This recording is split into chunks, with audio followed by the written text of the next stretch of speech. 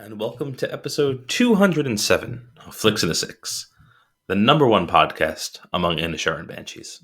I'm one of your hosts, Anthony Costanzo. With me forever and always, the man, the myth, the fiddler in the pub, Alessandro Biolsi. Say hello, Al. Well, I best be going over there and doing that whatever I was going to do over there. On this week's episode, we've got lots of trailers to discuss. I'm sure there's also a good amount of consumption, so we're not gonna belabor the point. So all of that is coming before we dive into our flick of the week, the Banshees of Inisherin. But first, Al, what are we drinking? We are drinking. Oh my goodness! What? This is a first in a long time. Oh no! Did you forget? The sweet sound of a cracking beer. It's a good thing I reminded you to record, because we might have missed that as well as all of the rest. But Yeah. I didn't think to remind you to open the beer. Sorry. So while you're pouring that, I'll just say, well, actually, pour it right near the mic so we can get the sultry tone of the glug glug of delicious beer, because we're drinking Sexual Energy. Sexual fantasies and little white lies. No, more on Batman later. We're drinking, it's from District 96 and Equilibrium. It's a collaboration between two fantastic breweries. Sure. I'm sure you just noticed as you put that closer to your face, which is to say the microphone, it smells delightful. It was as I moved it away, it wafted towards me, and it was a delight, and not in the Phantom Thread sense. It's positively effervescent, one might say. You're so eager you're drinking it while I'm still talking. Oh no, I was just smelling it. Oh, okay.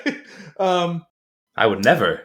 These cans tend to be Spartan, but it does tell us that it's a Northeast double IPA rather, 8% alcohol by volume. It a Northeast IPA. Ew.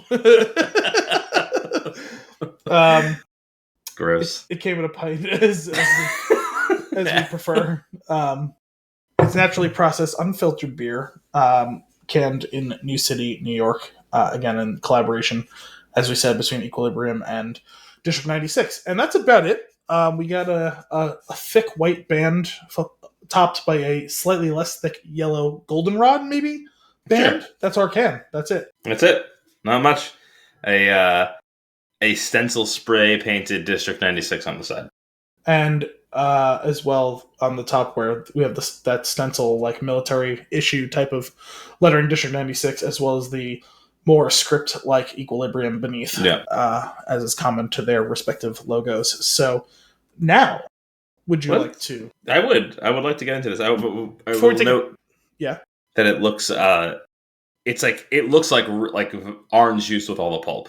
Like, it's very thick. When I first poured it, and to be fair, I have like kind of weird like floodlight type recessed lighting above me. A little spotlight action. It almost looked neon at first. Yeah. Now it's kind of settled in. It does, you're right. It looks like hand squeezed orange juice. Yeah. It smells delightful. You want to waft before we sip? I do. Do you even have to ask? Man, that does smell good. I love when you see just all of that action in the glass, like just the very tiny bubbles constantly rising towards the top. So there's a titanic battle between the like coniferous piney resin smell and that juicy, sweet aroma. Yeah, I can't decide what it wants to be more of. Let's find out. Maybe the taste will let us know. Cheers. I'm just gonna let you do it from now on, since you clearly have a better system. I will say, that beer crack was perfect, though. No, it was good. So, cheers. Oh, yeah. Sexual energy indeed. Yeah. I just went from 6 to midnight. I feel like there's sexual energy in my mouth. And that's when our podcast got delisted. Oh, come on. We must have... Oh, no, I forgot to click explicit. There is a mother of 3 who is furious with us right now. Oh, this is nice. This is like balanced is I feel like the first thing that comes to mind. Everything seems to be playing really well together. You had mentioned those two aspects that were fighting each other in the aroma, but like they're both present and accounted for. I don't think anybody's too overwhelming in any respect. It's really, really good. That life or death struggle has been taken outside the bar and into the streets. It's left the aroma and it's into the taste and on the palate now. Neither side willing to give nor receive quarter. So I think you should announce beer fights for the foreseeable future. The hops have them on the ropes. Yeah, right. I'm thinking of. Do you hear that bing, or is it just in my head? I heard a sound before, but I tried Okay, to it's just now you didn't hear a ding. I was laughing, so no. All right, I just want to make sure that it's not bothering the listeners. It should be. Oh, it's not. I apologize. It's not do not disturb. We should be good now. We should be good now. Anyway, I was thinking as we talk about this fight where neither side seems like it's likely to win. I was thinking of from the first Pirates of the Caribbean movie at the end when Captain Jack Sparrow and Captain Barbossa are fighting. When both of them are technically undead at this point, when Jack has revealed that he secretly stole one of the coins and neither of them can kill each other. And they're just fighting and fighting and fighting, and then Barbossa says something along the lines of, "Is this to be it, Jack? We're just going to fight and forever and ever or whatever like that." I'm paraphrasing poorly, but like it was reminded of that line. I remember him saying something kind of eloquent about the fact that what are they even bothering to do here? Neither of them can kill the other one. Right. This is nice. I'm a fan. It's very juicy, very flavorful, and very balanced. I'm gonna go 3 thuckles. I think I'm willing. I think I'm inclined to go 4. You're gonna go 4? You're gonna go 4th on that? It is very good. I wouldn't argue the point. Good, because I don't know what's holding me back from the 4, but 3 is a respectable. Oh, rating, absolutely. So I'm gonna continuing as you noted last week, and I think we noted the week before. A fantastic run of beers. Yeah. Spoiler alert: the movies are about to get weird. But. Yeah. The beers are great. The beers are flowing. Just wait till we get to my toot-length review. Do you want to get into the news and nuggets? Might as well. We might as well. No time like the present. Yeah, it's true. We don't really have much except for trailers. Because we got a lot of them. Of trailers. And, of course, you can tune in after the close of the show for the last word on The Last of Us episode 5.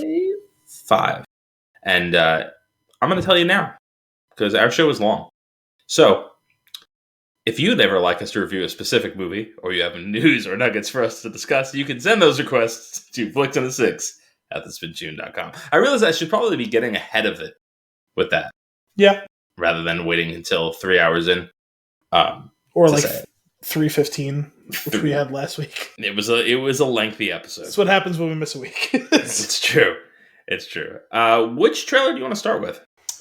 Let's start with the trailer for the greatest superhero movie ever. Okay. I'm glad you said that. Because I spun this trailer up, sat down, I was like, here we go. I'm watching it. I get to the end. Son of a bitch. You got me excited for The Flash. It's a good trailer. It's a really good trailer. I don't know if the movie's going to be good or not, but it's a good trailer. Oh, it's so good. It's exciting.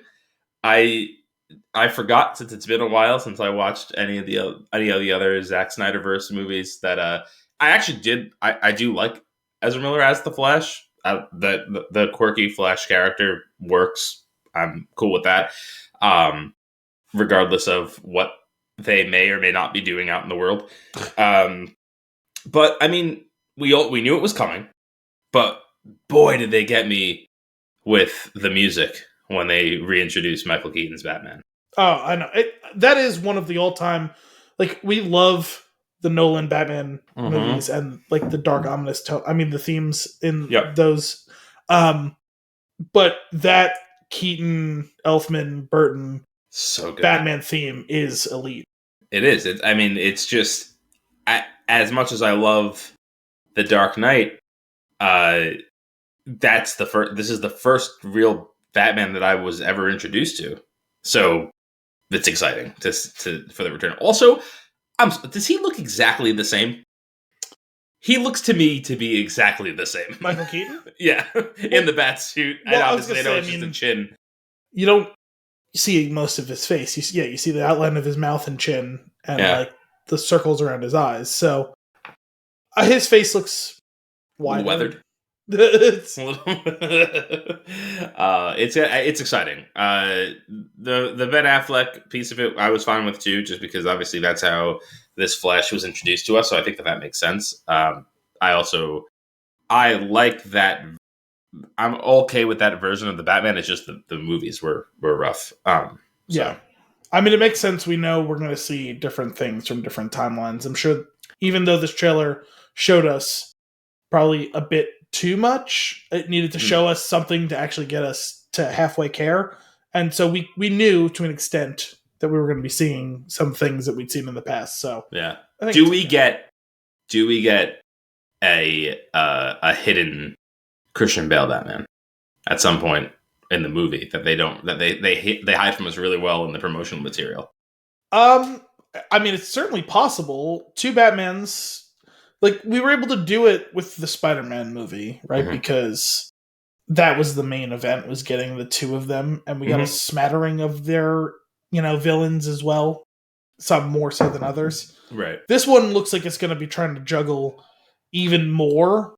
Yeah. So I don't know if they're going to be able to work another Batman in. Val Kilmer. It's probably not going to be Val Kilmer, but it's probably not going to be George Clooney. If you maybe pick between the three of them, I would say Bale, especially because you get three distinctly different timelines, because technically the Burton / Schumacher ones are all loosely the same continuity. Right. At least they have the Alfred continuity. Yes. I will say there is a scene of Batman on the Bat bike that looked very much like the Nolan Batman. I agree. But, so that would be kind of cool. And we didn't see his face in that. So. Right. And even if we do some sort of like, even if they don't actually put him in, but like to some degree, like, kind of CG that aspect of it and like give us teases or tastes of other Batmans, that could be cool. And good news for you, Michael Shannon's Zod is back. I know. I'm semi coming around on Michael Shannon as being casted as the character I don't like. I was going to say, look at the silver lining. You get to see him die a second time. Yeah, this is true. It's rude. It's rude for me to talk that way. I still don't like him. Mm-hmm. And I guess that's okay. You don't have to like everyone. I mean, he does often play unlikable characters. Has he ever played a likable character? That's a good question. He was very entertaining in Bullet Train. Not a likable character. Well, just entertaining. Entertaining, but not likable. Not likable. Because that's what I'm saying. Like, I think he's a decent actor. I know you don't... He's got a very punchable face. He does. But he does, like, intimidation and brooding and foreboding very well, despite him not seeming like a particularly large person. Yeah, that's a good point. So there, is too. I already had this. I had this feeling about him. I never really cared for him, but he kept showing up in movies that I was watching. And then he was in, what was that one with the fish? The Shape of Water. Yeah. And he was eating those hard candies, and I was just like, I am appalled by you. I just couldn't take him anymore. It was horrible. But it's fine. He's back. His head's in a fishbowl. We'll see what that's all about. I'm looking forward to this. And it's soon, right? March? April? I thought it was in the summer. I thought it was July or June. Who knows? No one would know. Well, let me look it up. There's no reason not to, get the detail here. It is expected... Oh, director Andy Muschietti. I don't think I actually knew that. I did know that at one point. Yeah, it's been so long. Probably like 14 years ago. Yeah, also it changed directors or had theoretical directors like 15 different times. Right. June 16th. Also, I'm seeing a quick little bit of the trailer here on IMDb. Mm-hmm. That's got to be the Nolan Batman on the motorcycle. Right? It's like Fat Wheel and everything. Yeah. Okay. That's cool. I'm looking forward to that. Let's move on to another one that I'm looking forward to that you surely are not, and that is Fast 10. It's not that I'm not looking forward to it, although I still haven't seen the 9th. I'll get around to it. You haven't? I forgot you. We never did Fast 9 Furious. No. We do have Jason Momoa in there, which is exciting. Yeah, I don't remember hearing that he was cast in this. Me neither, but he brings such a good energy to everything that he's in that I feel like it's going to be fun. Yeah, he's going to be a little ridiculous. It's hard to see him in like a villainous type of role. It doesn't seem like to be the type of thing that he would do usually, which, yeah, maybe that's good that he's... I was watching the trailer for the first time. We went away this weekend for a little bit, and I had all these trailers thrown on because like I found this like YouTube like station almost that was just playing all the ones that I hadn't seen before, and the Fast and Furious one came on, and Kim was watching it, and Kim does not want Fast and Furious in any way, shape, or form. And she's like, as soon as it came on, I was like, yes, and she goes, and it starts playing, and she's like, this is just so bad. I was like, I know, isn't it great? And it's going, and she's like, she's like, why, in regards to Michelle Rodriguez, she's like, why is she an actress? And she's going on and on, like tearing this movie apart, and then she goes, is that Helen Mirren? I was like, it is. And she's like, why is she in there? I was like, she's Jason Statham's mom. And she went, but he's not even in the movie. And I was like, just wait. And then sure enough, towards the end of the trailer, he shows. Perfect. Oh, man. It's going to be a treat. It looks like in addition to the core cast that we've had for the last several ones, we get Rita Moreno as Abuela Toretto. Yep. Was she in the last one? I feel like she might have been, but maybe not. I don't know. We have Alan Ritchson seems to be joining the cast. Who's that? He was Thad in Blue Mountain State, and most recently he was Reacher in the Reacher show. Okay. Michael Rooker. Classic. Cardi B. What you can't have enough Michael Rooker. Just I feel like he's the next Danny Trejo. He's just showing up everywhere. He's Mary Poppins, yo. That's right. And then we have obviously some of the returning people who are of more recent vintage, like John Cena, Jason Statham, Helen Mirren. Brie Larson's new. Right. Charlize Theron. Scott Eastwood's back as Little Nobody. Okay. There's a So Kurt Russell and Luke Evans are notably absent from this one. There was a scene in the trailer where I don't even remember which character. Was it Michelle Rodriguez's character? Somebody wakes up on a table, and there's a table. Michelle Rodriguez, and it's Charlize Theron, and she was like surprised, and I was like, "What are the circumstances that led to this point that you're surprised that you're both laying on the table looking?" I don't understand what happened. Well, I cannot, for the life of me, even begin to guess what are the circumstances. Especially because it looked like they were both restrained at first. Yeah, probably against their will. Sure. I don't know. Is this really the last one, or is this like a no? This is the beginning of the end. Isn't the finale a 2-part movie? This is the first of 2 parts. I really hope the next one's 10 too. Fast 10 more. 10 squared. Fast 10 again. 10 again. Wait, fast a 10.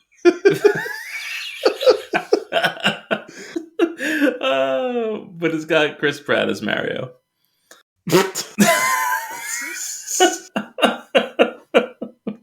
It's a straight up kart racer movie.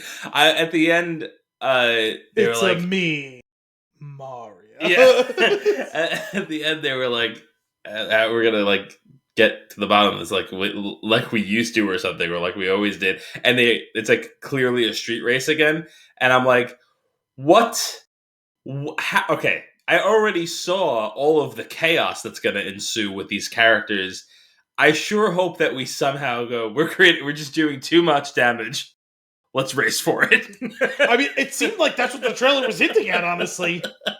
This is going to be fantastic. It's going to be so bad. But you got to see it. I am still disappointed that The Rock is not part of it. Yeah. They still got time to get him back for the final one. No, he seems pretty adamant that he's not going to be in it. Although that could very much be a thing that they've been playing up for multiple years so that they could bring him in it stealthily. Well, also, considering how thoroughly Black Adam got its ass kicked, maybe he'll come crawling back. I don't know. Perhaps. Although he's got. Aren't they making like 1,700 Red Notice movies? I don't know. They're definitely making at least another one. The cash is flowing. He doesn't care. He doesn't For now. For now. Sweet. Guardians. What do you think of that? They keep trying to make me cry watching a superhero movie. Yeah, they gotta stop doing that. It wasn't even a movie in this case. It was a trailer for a movie, and I'm like tearing up watching this goddamn trailer. It's like, that's not fair. That's not okay. Yeah, it looks really good. It's gonna be great. Don't do that to me. But also do it. Keep doing it. It's high quality, great storytelling, great chemistry. I want it. I want it in all my movies. And they've been nailing it. It's true, but I don't want to be crying at not even the movie. It's the trailer. Yeah. Why do we care about clearly shot in the chest. Yeah. Why do we care so much about these? They're not real, Anthony. Why do we care so much about them? It doesn't make sense. But I love them. It's like they're your family. Yes. That's what we've been searching for. We're going to ride off together into the forever. One last time. Again. Guardians of the Galaxy 3 2. Oh, no. Speaking of Indiana Jones, speaking of sequels, Indiana Jones 5. That's correct. This looks good. Harrison Ford's having a moment, isn't he? He really is. And more on that later. I gotta say, this one got me too. The music, it felt like Indiana Jones was coming back for the first time since The Last Crusade. Yes. Like it actually, it feels like they kind of. I mean, I know they're not doing away with the fourth movie, but it definitely felt. Come on, they only ever like wink and nod at the fact that other ones happened, right? Yeah, that's true. That's true. I was glad to see that one character come back as far as partly telling the narration. I don't know his name. Sala? I don't know. What is his name? Sala? Sure. John Rhys Davies? Sure. I also don't know the actor.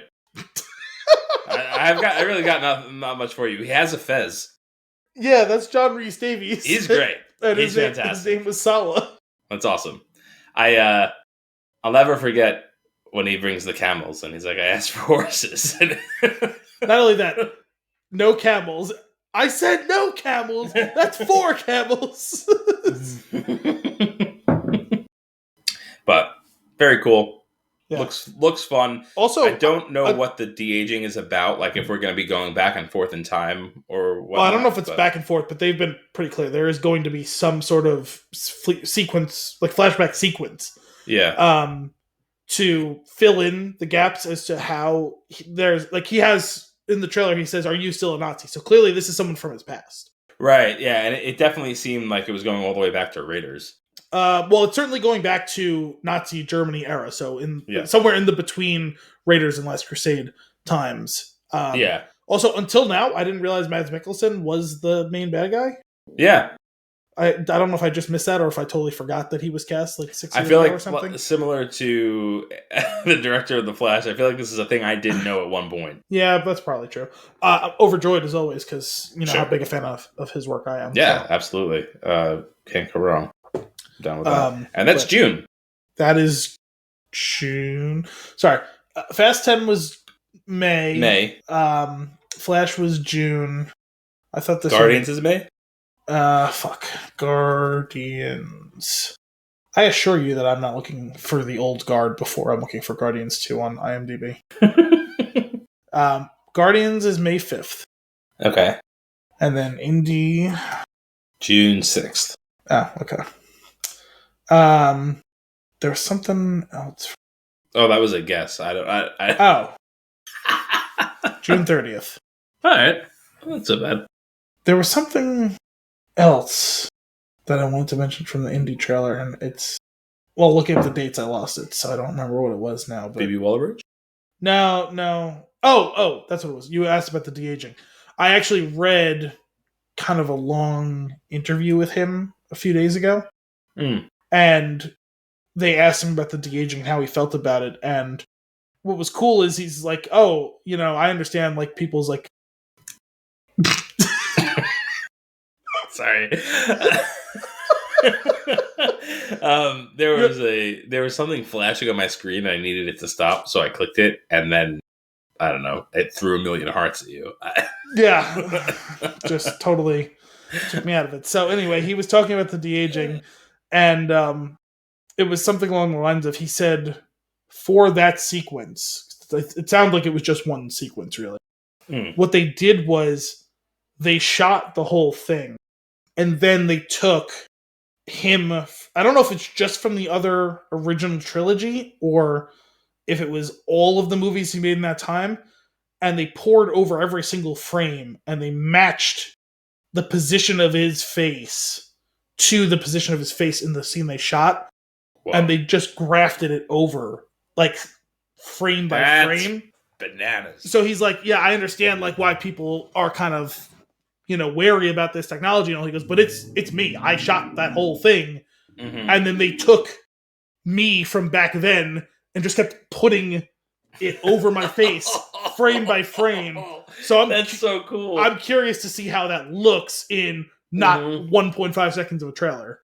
Right, especially since they, like, the way those older movies were shot, there is a lot of close-up dialogue. Mm-hmm.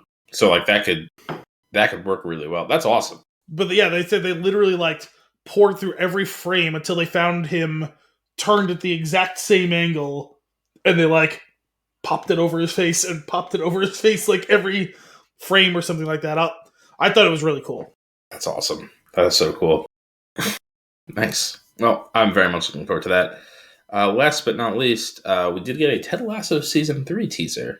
Yes. Which is pretty cool. And that's soon. That's next month. Yeah, which I was really surprised to see the turnaround being that quick with, like, not even a full trailer. It was really mostly a teaser.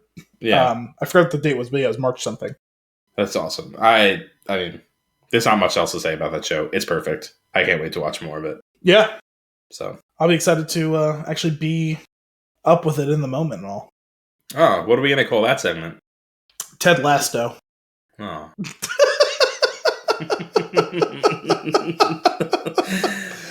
Sure.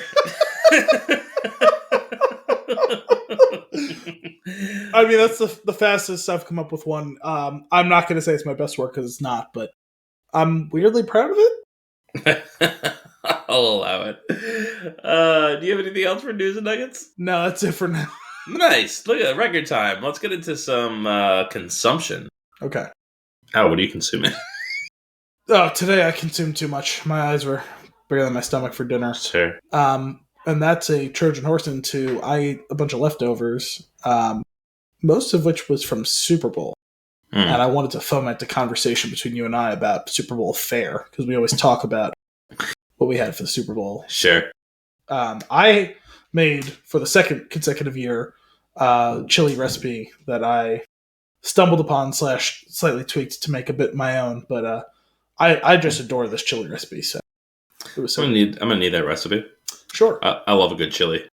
Yeah. I have one that I don't, for whatever reason, I don't save the recipe and I look it up every time. Okay.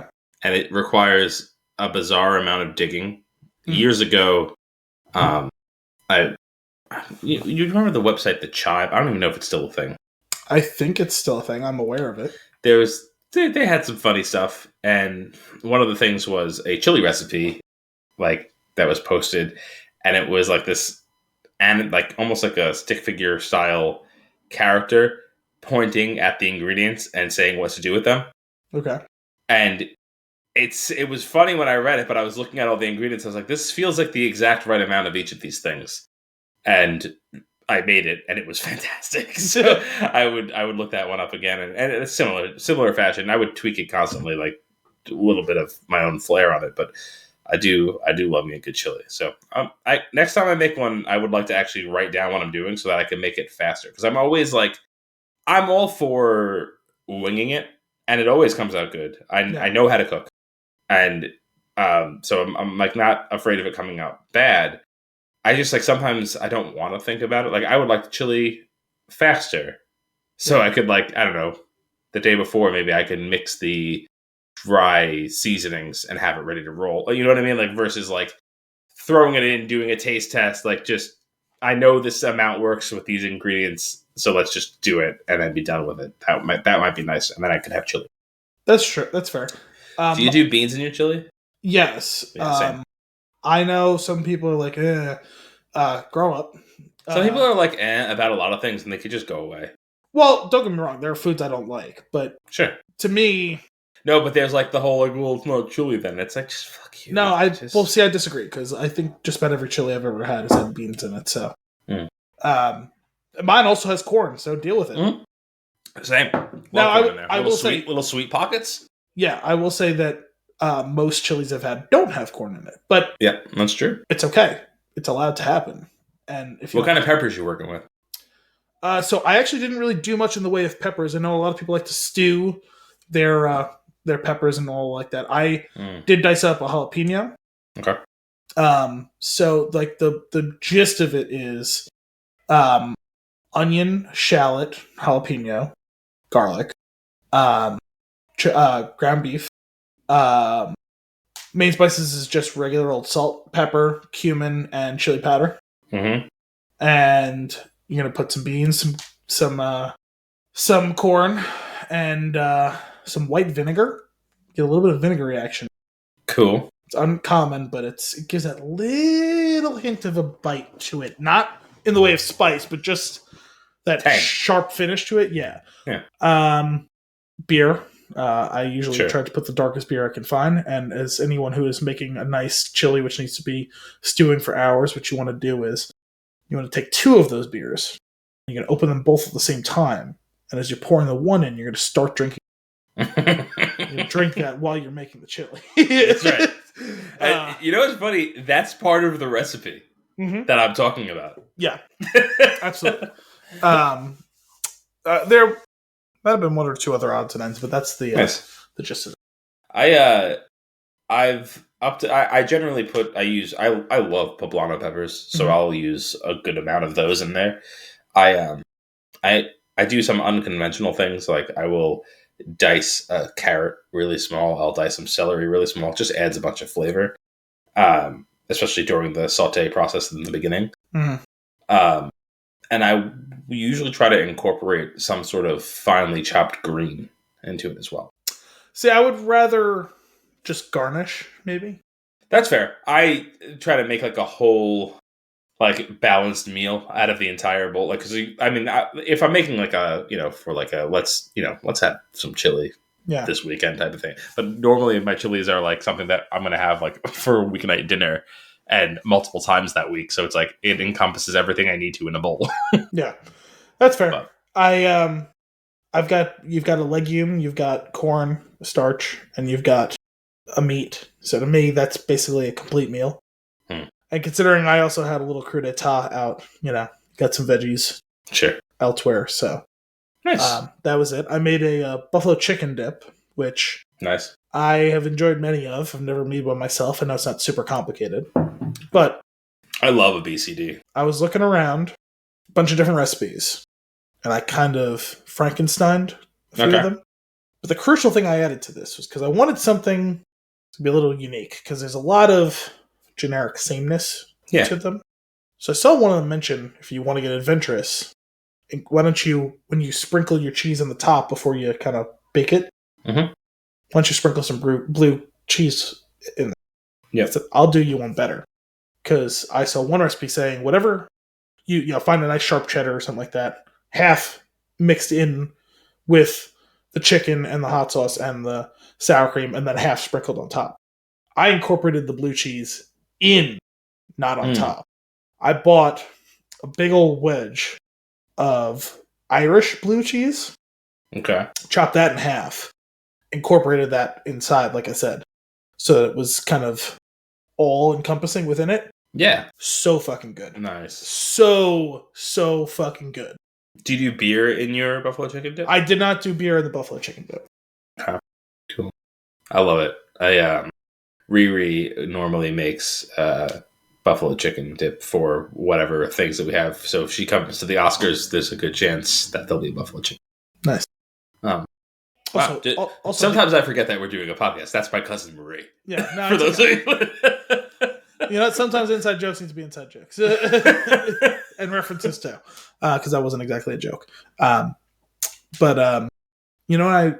noted as I was perusing the section of the cheeses at the good supermarket section that had the good cheeses, and they have your gorgonzolas and et cetera, et cetera. And I saw Irish blue cheese, Kerrygold. Your gorgonzolas, et cetera, et cetera. Yeah, that should be our band name. I saw Kerrygold. It was like Keschel blue cheese or something like that. It's like, okay, I know the brand Kerrygold. We've had sometimes, like, I think during the summer, like, we had like Irish white cheddar out, like, for like a little snack by the pool. Delightful. It's like, oh, I know that brand, good cheese. Great butter. Yeah, that too. It's like, let me get some of this Irish blue cheese. Now, when I think of blue cheese, usually think of either crumbles or like kind of something hard. Yeah. Very soft. It was like brie texture. Interesting. That I don't expect for blue cheese. No. Really tasty. Really the blue cheese bold. of Inisherin. Exactly. Perfect. Nice. Perfect week for it. Right on. Well, I'm sad to disappoint. Oh. But we didn't do anything crazy for the Super Bowl. It just kind of snuck up on me. And it wasn't even in a pool. It was just, next year I'm going to have to go all out. Okay. And it's funny because I don't give a hoot about sports. It's funny when we talk about football once a year, which is you texting me, asking me during the Super Bowl about something going on during the game. Yep. That I have to like think from like the perspective of, this is someone who doesn't watch football. Yeah. Because you asked me a question about a penalty. Yeah. And at first I was like, well, anyone who watches football, like, this is like a super obvious situation. I didn't ask about a penalty. I asked about the word substitution that was being thrown around a bunch while they kept highlighting something that was going on the screen. And I was like, I don't understand how these two things go hand in hand. Sure enough, it was regards to a penalty, right? No. It wasn't a legal substitution? I forgot. It must have been something about that, but it was a ball was caught and the guy was running out of bounds, and they weren't sure about his possession of the ball or his placement of his feet and all this stuff. And then they kept saying the word substitution, and I was like, I don't understand how that corresponds to what I'm watching. Oh yeah, it wasn't. It had nothing to do with that. Exactly.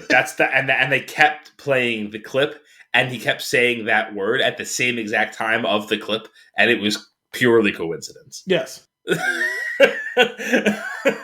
Well, anyway, I didn't mind explaining. It was one of those things where it's like, oh yeah, no, if you don't actually watch football, I can understand one's confusion with the situation and all. But it's funny to do that. You're like, one of the teams had too many players on the field, and I'm like, but what does that? Call me crazy, but shouldn't they know that? Yeah, but it's a lot. Tempers are high. There's a lot of adrenaline, and there's a lot of coaches, and a lot of players, and sometimes they're having conversations. And there's, like I said, like there could be 20 different guys who might be in the rotation, but only 11 of them can be there at a time. And sometimes it means 12 of them are on the field. Sometimes it means there's 10 on the field too. You don't want either of those things. Most of my football knowledge comes from the first Ace Ventura. I would caution you not to use Ace Ventura as your backbone of your football knowledge. Although I will say that the one thing that you could quote football-wise specifically in regards to that does hold true. You do want the laces out. You do. Sure. They were in! Oh, man. That movie is funny, but does not hold up by today's standards. Yeah, in one very, very, very specific way. Anyway. So what do we have? We had some pulled pork, which I know you're a fan of. I am.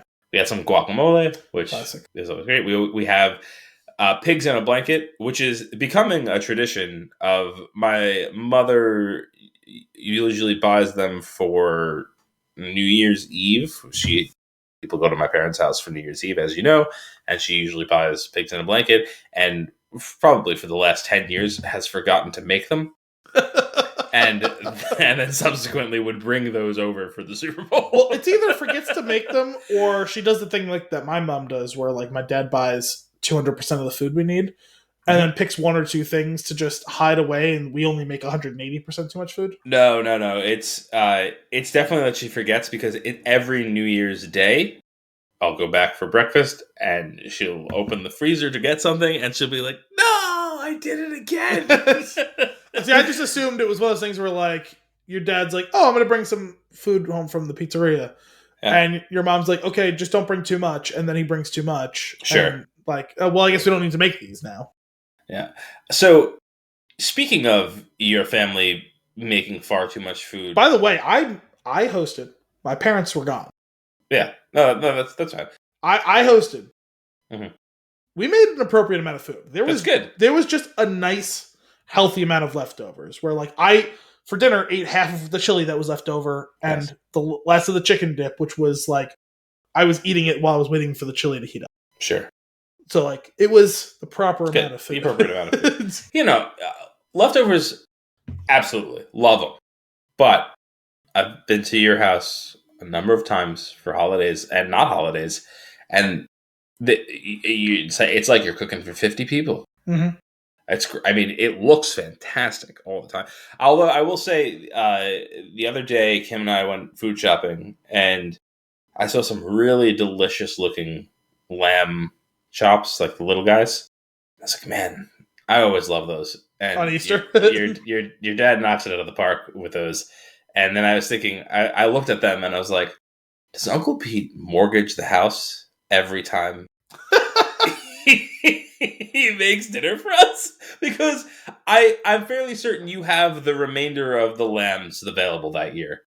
It's not that much. Anyway, they're so good. So yeah, we had some pulled pork.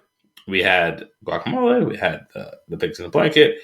We had a bean salad, which was actually pretty good. We had some chicken wings. Nice. We had some boneless chicken somethings. I'm not going to call them boneless chicken wings. I kept referring to it as General Tso's. It had a very distinctly Chinese food flavor to it. And I have no idea what was in it. And neither does my dad, because somebody else made it at the pizzeria. Boneless chicken widgets. Yeah, boneless chicken widgets. And I made none of that stuff. Nice. I made a salad. Okay. And I gotta say, like, last minute, I was like, everybody was bringing X, Y, or Z, and I was like, there's not a single vegetable on this menu. So I'm gonna go get a salad. And I didn't have much time, so I ran out to the store. There's a place nearby called Lavodi's.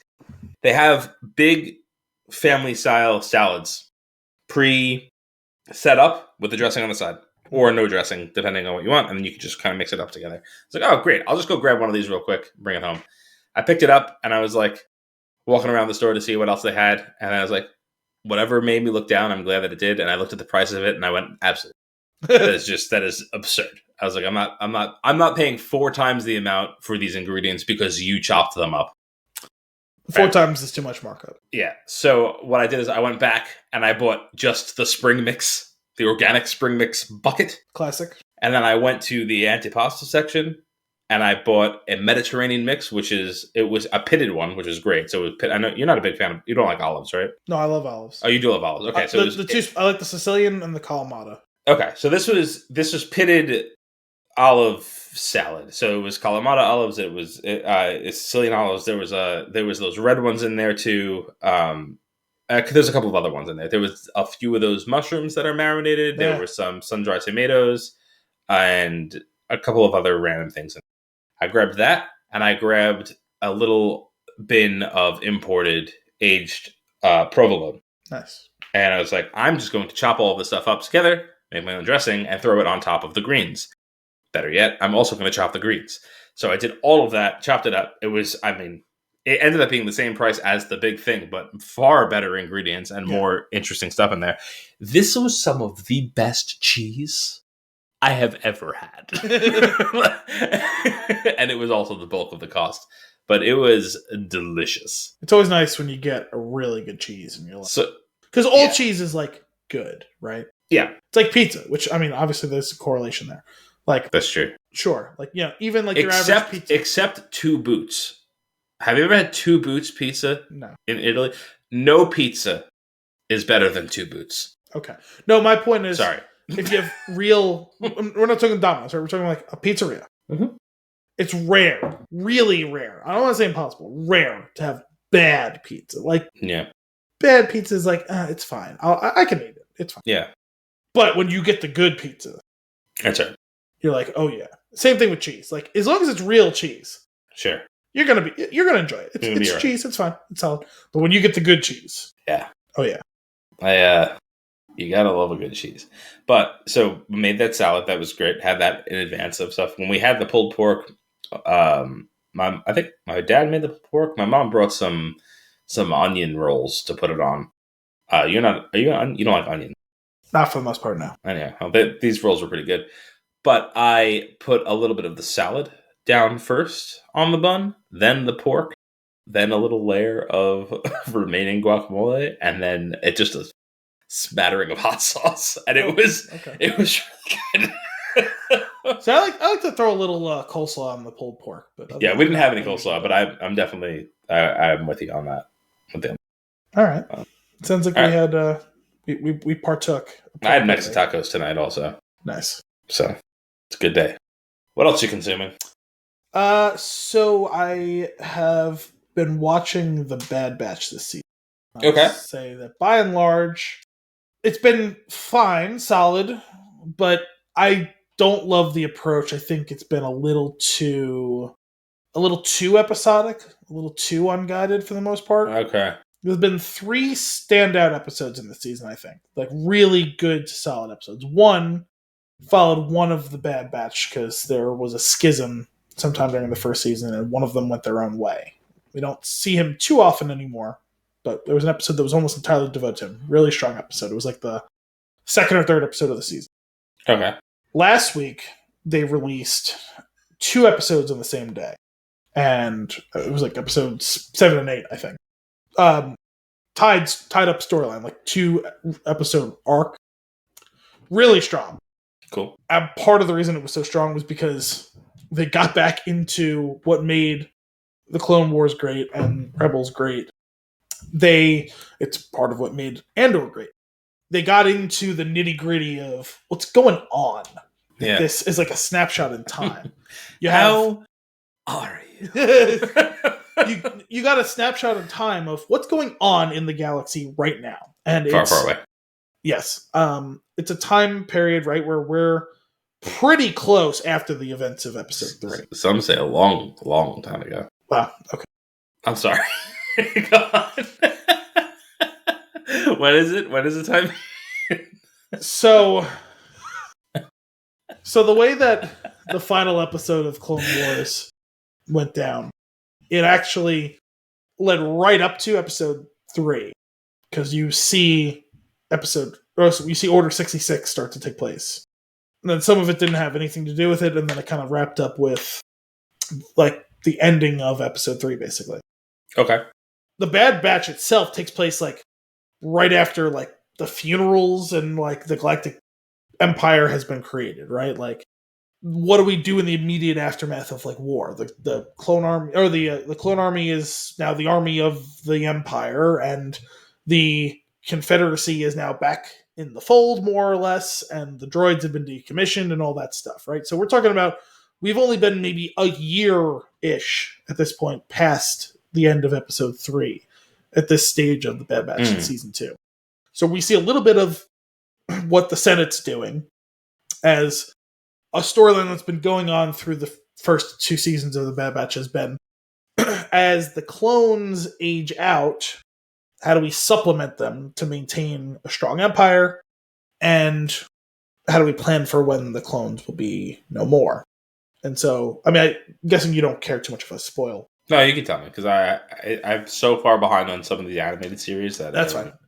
So, the end of season 1 concluded with an admiral who is kind of ascended to a fairly important position. His name's Admiral Rampart. He executes this plan in which, well, we're going to have some of the best clones. And basically, they wanted the Bad Batch and some of the other best clones to train these elite fighting units to start to supplement and then replace them. Crosshair, who is the sniper of the Bad Batch, is the one who's gone off on his own. He kind of forms up his own new elite unit of guys, and eventually gets to the point where Rampart's like, okay, you know what, the clones aren't really worth it anymore. We can do some specific things with cloning, but we can't have this be the bulk of our army anymore. So they essentially destroy Camino. They just wipe out all the cities. And a lot of the clones, or at least any of the ones that they didn't think were going to be useful to them. And they still have them as the bulk of the army, but he now uses this as part of a, we're going to start this whole drafting and like volunteer force thing, which, is going to be put to the floor of the Senate as what they call like the recruitment bill or whatever. It's what's going to become the Stormtrooper program. Sure. And so this conspiracy goes on. This handful of clones that are still kind of caught up in the middle of this. Some of them were there for them destroying Camino, and the official story told to the rest of the galaxy is, a terrible storm just wiped out all the cities on the Storm all the time planet. And there's a handful of people who are like, something about this doesn't quite seem right. So it's a really compelling episode because you get some like espionage and subterfuge and kind of some of those like Cold War era thriller-esque aspects to it. And we start to see some of the other senators. We get a little Bail Organa, of course, who's starting to test the water with a couple of other senators who are just starting to ask questions. Not like be part of rebellion, but just like something doesn't add up here. Plus, like, you guys are just going to like put boot to ass on these clones. It's like, no, like they're people. And if they're not going to be our soldiers anymore, like we kind of have to have a plan to integrate them with society and all. And they're like, yeah, no, it's fine. We'll just get to that. And it's like, no, you need a plan. So you get a 2-part episode involving that, and then the clones, the Bad Batch, are brought in to try and break into the command module of the ship and get the proof that this admiral, committed genocide. Sure.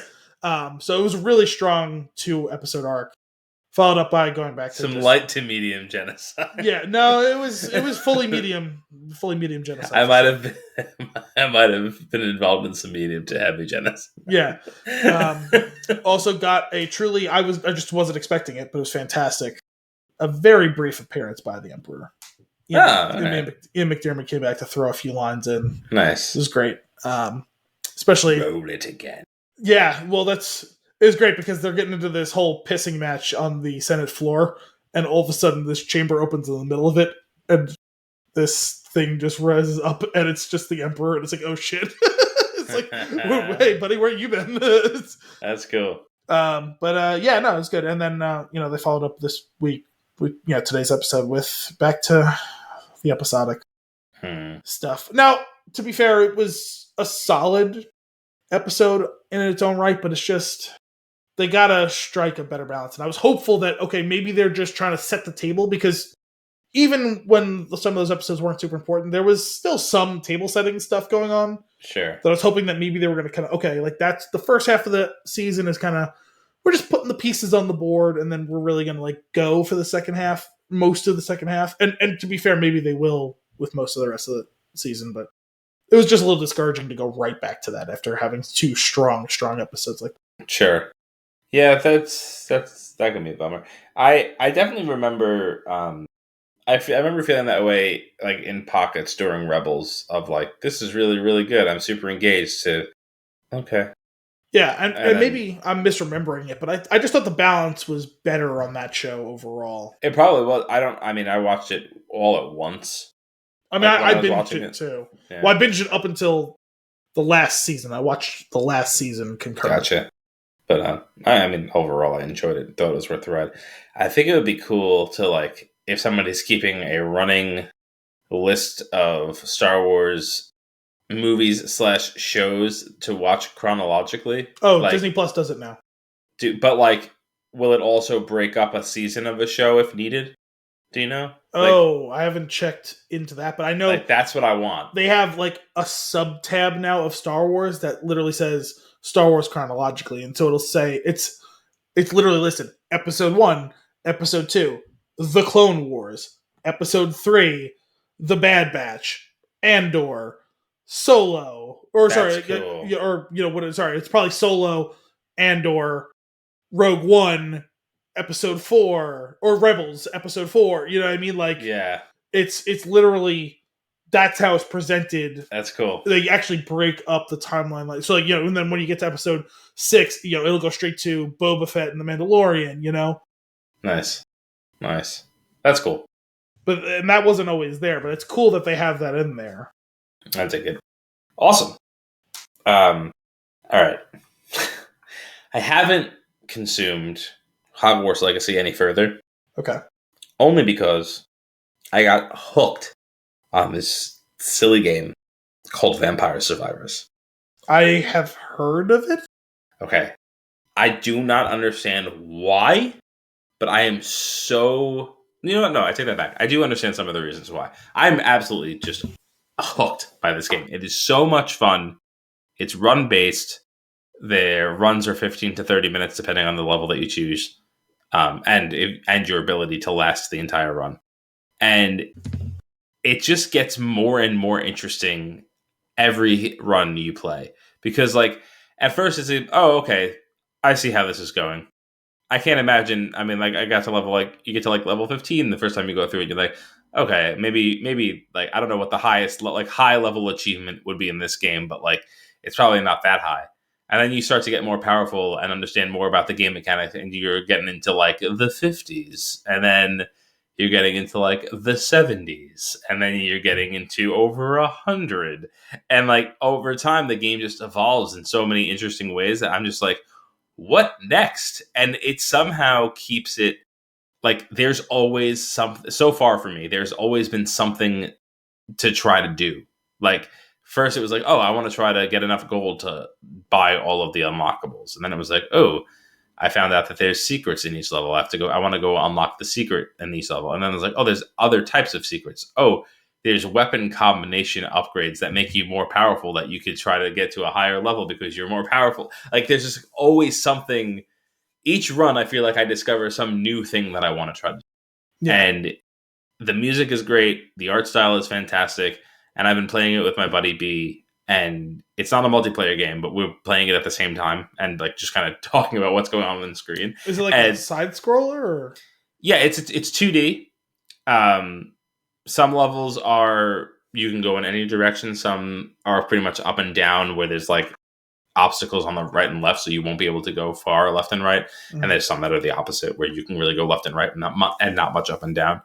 But it's just like waves of different types of enemies come at you, and enemies do different types of things.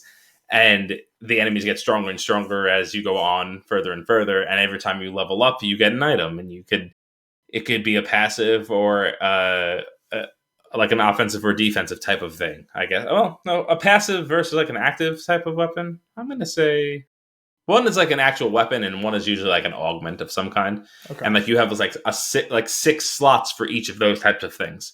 So it starts off where you're like, I'm going to get this one and try this one out. I'm going to get this. This does that powerful thing. Cool. Let me try that one. And then as you're getting on in the game, you're unlocking different things. You find out that, if you actually combine, if you get this active and this passive and you level one of them up all the way, and then you get a treasure chest, it evolves that weapon into something else. Huh. And then that weapon does some really cool shit. And like I have a dagger, and I get a second dagger, and now I throw 2. And I get a third dagger, and now I throw 3, 1, 2, 3. And I get the fourth level of it. It's like, it increases their damage. The 5th level increases their speed. The 6th level gives you yet another dagger. And like up to level 8. And I was like, cool, that's awesome. If you get the right thing to pair it with, and you get to the max level of the dagger, and then you get a treasure chest, I now fire them at an infinite rate. Oh. And that, like, it just completely changes the dynamic of what your character can do. Yeah. And so, like, and then you start to figure out, like, if I get this weapon and try to get its pairing piece, and this weapon and try to get its pairing piece, and then find out that the piece that it pairs with also kind of gives a boost to the other stuff that I have, like, you could really craft these interesting sets of weapons and just destroy everything around you. And like I said, there's like so many crazy secrets and like random things. Like, something will happen in the game, you're like, I do not know what I just did to trigger that, and I would love to know what it was, but it was bananas. And like, I've got videos that I can share with you of like the entire screen overrun by enemies, but I have this passive thing that puts a ring around me that does some damage to them, and I have this spell that when this type of damage is given, I get health. So if things break through it and hit me, it's okay because I'm also gaining health. Wow. And like it's crazy. And you can get completely overrun. And then once you hit the time limit, death comes for you and it ends it. And it's like level completed. But spoiler, my buddy somehow defeated death. Oh, wow. He got so powerful in this one level that he defeated death, and he's like, the game got really trippy after that. This is amazing. And now that's my new goal. He became so powerful that he even defied death. So I would encourage. I think it's worth your time. If you don't get to it anytime soon, when you come for the Oscars, we'll play a few runs of it. You can get an idea of what the game is like. But it's pretty bananas. I had seen once or twice people just talking about playing it online. I was like, oh, okay, I guess that's cool or whatever. But I didn't really know anything about it. Good stuff. And while we're on the topic of games, on Friday I will be playing Redacted. Brian got into something. He was able to invite me along with him. Cannot be spoken about, but we get to crossplay together. So cool. Eventually we'll talk about it. But I thought that was kind of fun. Let me know off air. Yeah. Well, that's it for games. At least. Okay. What other consumption you got? I yesterday finally got to start watching Shrinking. Oh, how is it? It's interesting. Okay. So I've watched 3 of an available 4 episodes. Mm-hmm. The 5th one will be out Friday. I guess it drops Fridays. The best way I can describe it so far is kind of like rougher, less polished version of what the 2nd season of Ted Lasso is. Where, I mean, in this case, right, like that show kind of Trojan horses the idea of like it's realistically like about therapy and like processing issues in your life, especially if there's like big issues in your life and all that, and how people interact when they're trying to be okay when they're not okay and all that stuff, right? In a way that I don't want to say it's a dark comedy exactly, but it's a dramedy, I guess is the best way to say it. And this is more right off the bat. It's about a bunch of therapists, right? It's it's about 3 therapists and their friends and families. Okay. So Harrison Ford runs the practice, and Jason Segel's in that practice is another girl as well, who the 3 of them are the therapists there. And right off the bat, you know that, and this was in the promotional materials, it's not a spoiler. Jason Segel's wife died about a year ago, and he's just not okay. And like he's trying to do his best in his job, but even that is kind of it's almost that he's going through the motions, not because he doesn't have a passion for it, it's just that he's having so much trouble being more than just like rotely saying the things. And outside of work, he's a total wreck. He's basically not taking care of his daughter, who's like 15. She is essentially being raised by his next door neighbor. And everyone else, with the exception of him and his daughter, seems to kind of have their shit together in this show, at least in the first episode or 2. And then you find out, whoa, that's just the brave face that they're putting on. And we realize how very much that's not the case. And it's about him trying to find a way to get going. And the way that he decides is to take a more active hand in therapizing his patients, which is to say, not helping to give them tools to do better and be better, but telling them how to solve their problems. And not just telling, but starting to do things to help them solve their problems. And that makes things a little bit more volatile. Also, the other 2 therapists are telling him, like, you're kind of playing with fire here. You're skirting the bounds of, like, what would be considered ethical, if not outright wrong. And he, in particular, takes on... I mean, you're introduced to, like, 5 patients pretty much within the first episode. 2 of them are kind of more on the back burner. 3 of them are a little bit more you see of. And 2 of them, he really pushes in some way or other. And in particular, one of them who is the last that you meet. It's someone who's put on his plate as a new patient. And it's a war veteran who has gotten home and has now been arrested for assault. He's gotten into a bunch of bar fights and stuff. Sure. And this is like court-mandated like therapy and anger management stuff. Gotcha. It's a good show. It's not a great show, but I've been very much enjoying it. Like I said, it's a little rough around the edges. Yeah. It's spiritually a spinoff from Ted Lasso because Brett Goldstein created this with the help of Bill Lawrence. Obviously, the two of them are like the 3 or 4 person brain trust that's made Ted Lasso. Sure. I guess 4 for that show would probably be accurate, so whatever. It's Jason Segel is the star. Harrison Ford, like I said, plays like kind of his mentor. The next door neighbor is Krista Miller, who is Bill Lawrence's wife in real life. She's Jordan in Scrubs. Okay.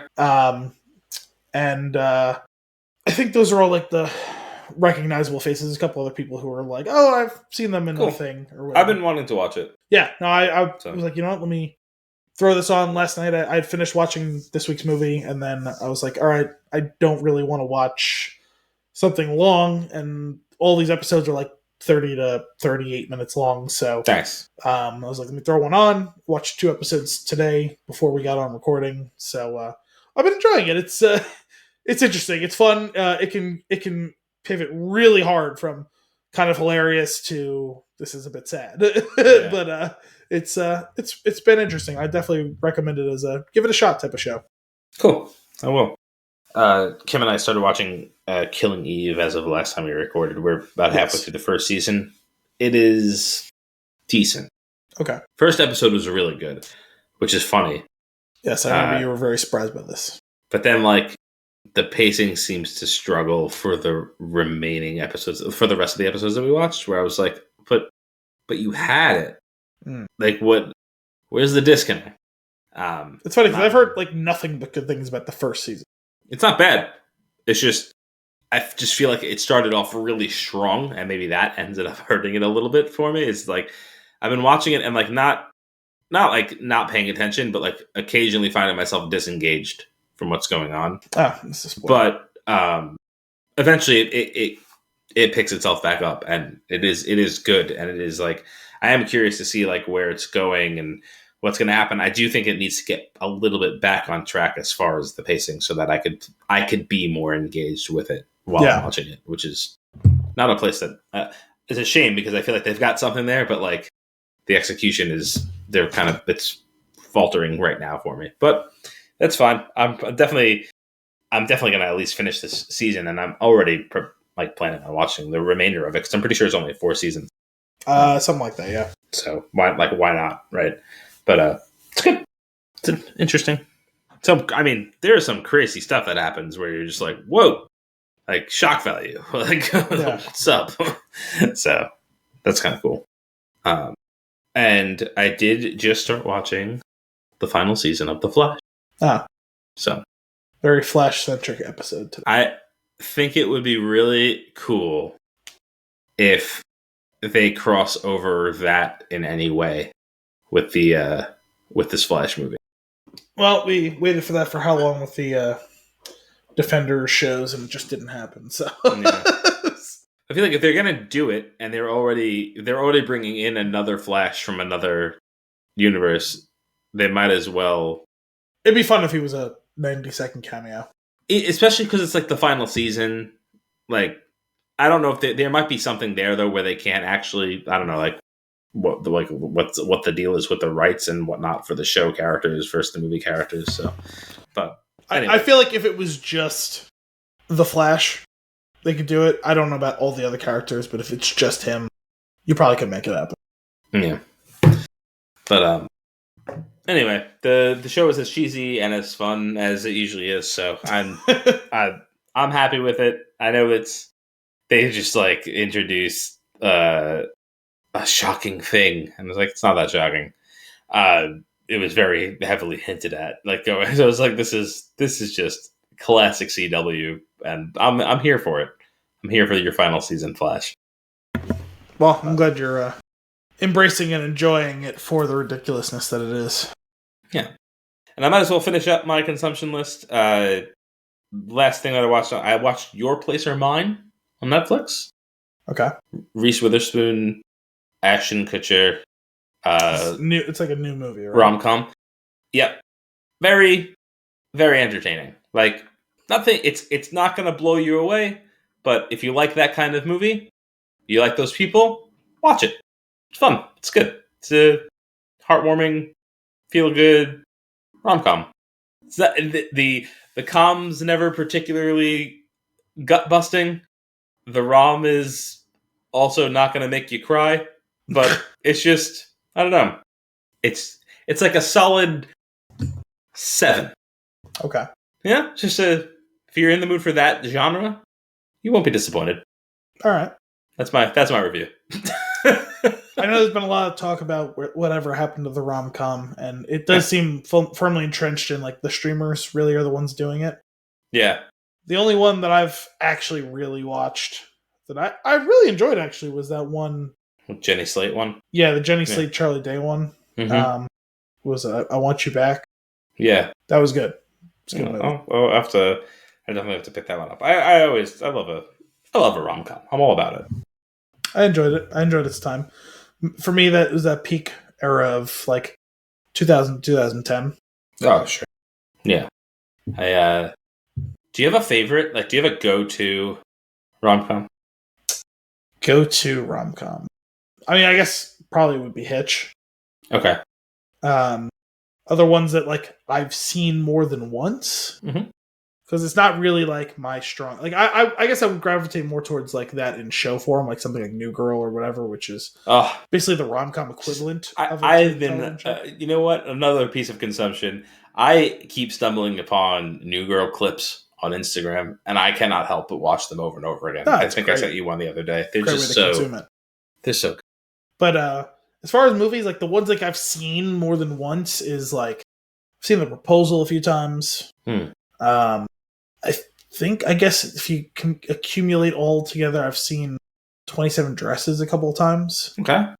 I know I've seen other ones, but I'm struggling to like. I guess the other one I would probably put it. It's kind of it's the fusing of two different genres. It's rom-com mixed with high school movie. Was that one? I think we did it for the show like a while back. I always forget the damn movie. The one with Ben Foster and Kirsten Dunst and Colin Hanks. Yes.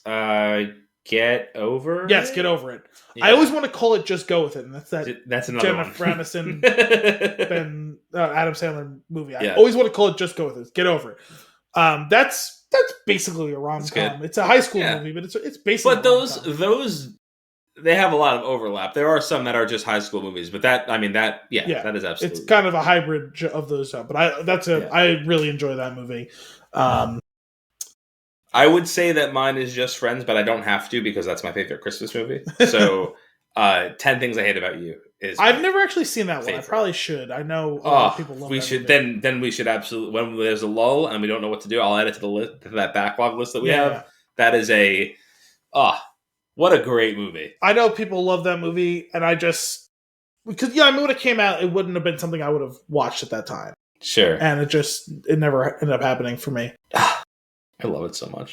I never really was like any of the Hugh Grant ones because again, those are kind of before my time for the most part.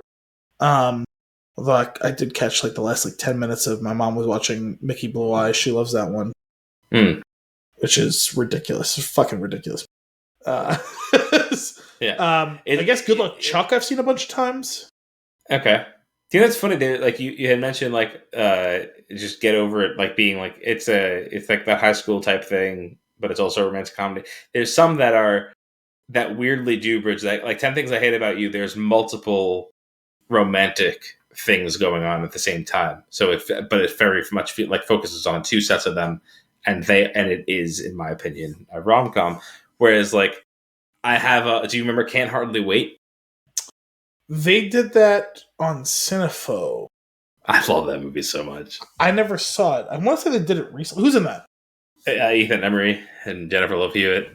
And they did that like a month or two ago on Cinephobe. Okay. I was not familiar with it. Oh, we absolutely have to do that too. Yeah, I never saw it. That one is like very much an ensemble, like bunch of stuff is going on. There's definitely a main story that is like Seth Green was in that, right? Yeah. He's absurd in that movie. Yeah. I remember them talking about him a lot. Classic. Love a rom-com. We can't really do that. I feel like we can't do those too often because there's not much to say about them, like except for gushing over how much we enjoy it, like parts of it. But that's pretty much what we do anyway, so it's fun. Sure. What else are you consuming? That was pretty much it for me. Obviously, Super Bowl was Sunday. I obviously very much enjoyed the game. It was a heck of a game. I guess just more of a kind of, it's not even about the consumption itself, but just about like the gist of it. On Saturday, had a action-packed day because we went to, it wasn't even really brunch. It was planned as brunch, but we ended up moving restaurants. We went to lunch, I guess, with Dominick's girlfriend's dad and stepmom for the first time we met them. Okay. So that was good. We had a nice, actually I did consume something noteworthy in that meal. We went to a Mexican place and I had a drink there. It was a colada mojito. It's basically a mojito with coconut cream and pineapple juice. Well, so fucking good. Like that to the point where I took 2 sips and I was like, we need to find out what's in this, and we're gonna have to make this during the summer. I was like, hand it to Dominic, and he's like, "Yep, we're gonna make this." It's really, really fucking good. That's awesome. So that was cool. It's like a nice, pleasant, experience having lunch. Had some good food, some drinks. It was a nice time. And then I got to go down, and a friend of the show, Vicky, was down in the tri-state area for the weekend. We went down to Alex and Devin's. Got to see the kids briefly, but it was the first time like the 4 of us have gotten to hang out in 3 years. Ages. So yeah. Nice. That was nice just to get the band back together for a little bit with all the crazy that's gone on the last few years. So that was good. It was nice. Love to see. Actually, another consumption note in regards to that, 2 things. One, finally was able to take receipt of the entirely too much Breckenridge whiskey I bought. We cracked into a little bit of that. Nice. Delightful. The other thing, because I brought a bottle that day, and then we had some last night or the night before for dinner. I forget. 2 different bottles. I'm really, really moving fast up my rankings of favorite wines is Montepulciano. Really enjoying that style of wine. Okay. Nice. We are currently in the Amarone camp. Oh, I very much enjoy those too, though the good ones tend to be quite expensive. It is not a cheap one. But really, really good. There was a particular bottle I bought a couple years ago. My boss had a little thing for like our team, like at their house, and I bought a bottle for him and his wife because I had it somewhere, and I was like, "This is so fucking good." Yeah, it's nice for sure. Awesome. Well, I think with that, it's time for our flick of the week. The Banshees of Inisherin, released in 2022, rated R with a 1 hour and 54-minute runtime. Your IMDb synopsis. 2 lifelong friends find themselves at an impasse when one abruptly ends their friendship, with alarming consequences for both of them. Yeah. Good. One of the better synopses that we've read in a long time. Synopsi. I think that was one of the ones that we said the other week. Man. Martin McDonough makes some weird movies. What is your toot-length review? What the feckin' hell did I just watch? Like 7 out of 10. Perfect. He captured it.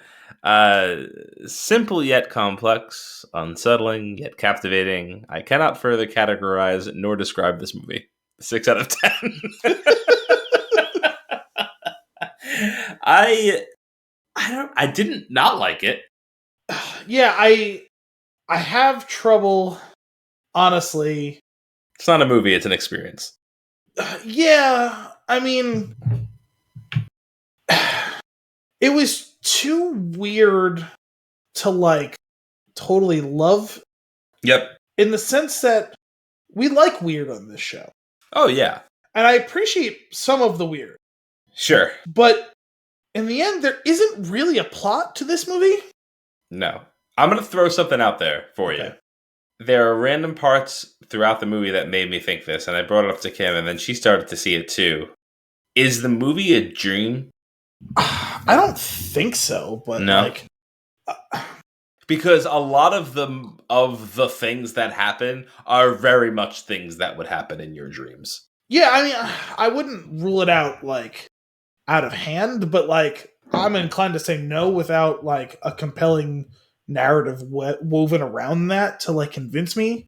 Sure. But just going through it, I mean, it's delivered pretty straightforward, and that's not really any like unreliable narration or inconsistencies or any of that stuff. Yeah, I do have a reason why it's not, and that is that our main character is in the movie 90% of the time, but there are times where he's not. Yeah, that's another thing is there's enough scenes that follow other characters. Right. That, I would be... But then there's so much random visual stuff that makes it feel like a dream. Yeah, it's just surreal stuff, which can be dream-like sometimes. Yeah, that's true. But no, yeah, I'm gonna lean definitely towards no on that. But sure. You could probably get away and have like a stronger quote unquote grade for me, insofar as that it matters at all, right? But without much of a plot. But it's so much about character and characterization. But I think they really only did a good job of that with one character, and did an okay job with like two other characters. And the thing is, I think they needed to do a stronger job of the characterization, or at least the explanation that came from what was Brendan Gleeson's character. Is it Colin or Cullum? Oh, Colm. Okay. I thought it was like Callum, but they were mispronounced, but it's Colm. Okay. They pronounce it Colum, though. Yeah, but there's no vowel in there. Like Colum Sonny Larry. What's that? Colum Sonny Larry. Is that what they called him? Yeah. I remember Doherty. I cannot possibly pronounce Padraig's last name. Sloan? And every time one of them said it, they always like petered out while saying it. Oh, so yeah. Never even got a good good indication from them that I could try to like emulate. Yeah. Yeah, I don't know. It's just I liked some of what they did in this, and I thought the character work. I totally get why all four of the main actors and actresses were nominated. I thought they were all fantastic. They were. And they were. I really enjoyed a lot of the interplay of the characters, and some of the dialogue is fantastic. Agreed.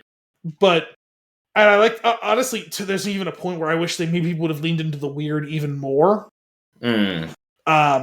But some of the weird was pretty damn good. But in the absence of a true plot, and an absence of an explanation, I couldn't really sink my teeth into where Colin was coming from. Like I could understand shades of it, but just the way it plays out doesn't make a whole lot of sense. And then I understand there's this kind of allegory where Siobhan is talking about the pettiness and the grievances, and we keep alluding to the troubles on the mainland. Right. And that ultimately where the third act goes is meant to show a very miniaturized version of that. But even that, the thread that's tying those together is a little too thin for me. Yeah, that's fair. I mean, you kind of nailed it. Like, if there's one thing to say for the movie is that I was fully engaged from start to finish, and I don't understand why. Yeah, because it must have been performances. There's times where things are really happening. It's like, okay, yeah, and then there's times where it's like, really quiet. And it's not just in the sense of like solitude of a character or characters, but like sometimes it's like there's not anything happening, right? Yeah, like okay, so here's a little bit of a breakdown. I feel like there's you go into it like you're an experience watching the movie from my perspective. You're watching, you put it on. Okay, I don't know what the movie is about before I put it on. I read the little synopsis before I started. I was like, okay, interesting. Put it on. Waiting for something to happen. Nothing's really happening. We're not going anywhere. We're not building like we've been told this. I don't want to be your friend anymore. Okay, cool. That's what the synopsis said. Now what? What's next? Where does the story go? And then you're realizing it takes you, I feel like you're invested enough at that point to be like, where's this going? And then you realize that it's not going anywhere, but you're not upset. You're just like, okay, I can abandon that. It's not going anywhere. So now you're in it. And then all of a sudden you're invested in it almost like a member of the town, like through town gossip. You're just watching and you're seeing what's going to happen next between these two idiots. Yeah, are they going to be friends again? Like, are they going to get over this? What, like, is he serious about what he said he's going to do? Like, what's next? And then if you're watching it with somebody else, you're talking to them about it, and now you're two characters in the pub. Yeah. And that the movie does something very interesting. Of like, it definitely puts you directly in the atmosphere of what's going on. Mm-hmm. Like, it takes a minute to realize that that's what, like, we're going to basically have this snapshot, which I don't know. The movie takes place over the course of a couple days, I guess. Like, it's hard to really, days or a week or so, but I think that's intentional, right? Because there's also this kind of commentary on the mundane of like, this is just where like life in this town. I was thinking at one point, man, how long does it take them to get to that pub? Like, where is it? And it is just fascinating. And it's just, you end up like living in the town with them by the end of the movie. And it's such an interesting ride. I like I said, I don't dislike it. I don't want to say I like it because I'm not quite sure what it is that I like, but I definitely was engaged. Yeah, no, it's definitely an engaging watch. There's a section where they really build some good momentum, and it leads up to when Padre gets like drunk and goes to the bar to finally really truly confront him and stand up to him. That was a fantastic scene, and I was hoping they were going to take the baton from that scene and follow it up with more great scenes, and unfortunately they basically didn't. But that was such a powerful scene. That was like that's the part you're going to show of Colin Farrell at the Oscars. Yeah. And even the other bit players all have a contribution to that scene. Mm-hmm. Even like the main cast, but none of them has very much to say in that scene, but their little accents they add to it all makes it great. Right. And it felt like that's the most interesting I think he's ever been. He goes, oh damn it, I think I like him again. And I was hoping that was going to make for a pivot here. Not that necessarily we're just going to go back and be friends, because that wouldn't necessarily be the most interesting. But I just thought whatever came next would be more, or like maybe we would get like the real true explanation behind what. But the fact that he sticks to that, and I guess the evolution we get is that's where he finally starts cutting his fingers off. Mm-hmm. Which is its own sort of payoff, and it was pretty good on its own, and it did actually lead to something else. And I mean, like, I was genuinely shocked when the donkey dies on the chucking off the fingers. It was shocking. Yes, absolutely shocked, but also like I was devastated. Oh yeah, like, and then I found myself going, wait, why do I care? I don't understand this movie. Well, because even that, as surreal as that all was, like, you can empathize. This guy's having probably the worst day of his life. His best friend, he still truly just does not understand where he's coming from. Yeah. He's already cut off a finger. He doesn't believe he's going to cut off more fingers. He cuts off the rest of his fucking fingers all in one. He's missing all fingers on his right hand. He's got 5 fingers left between his 2 hands.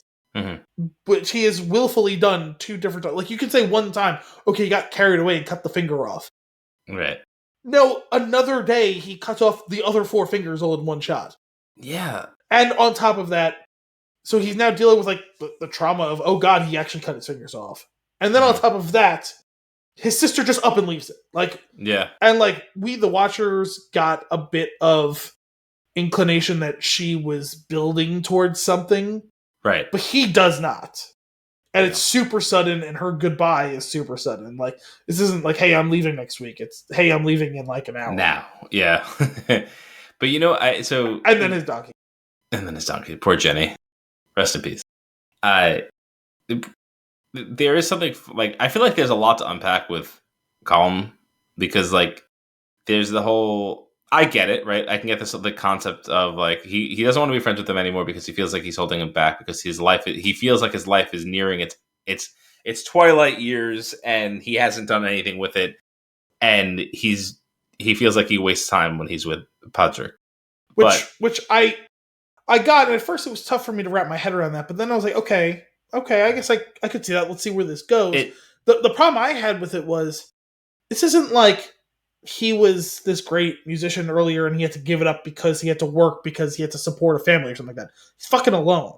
He's not like super talented musician who's going to write a work that lasts forever. So I assumed the way it was going to lead, considering we saw some of the fighting going on in the mainland, is I assumed he was cutting ties because he was planning on going and getting involved.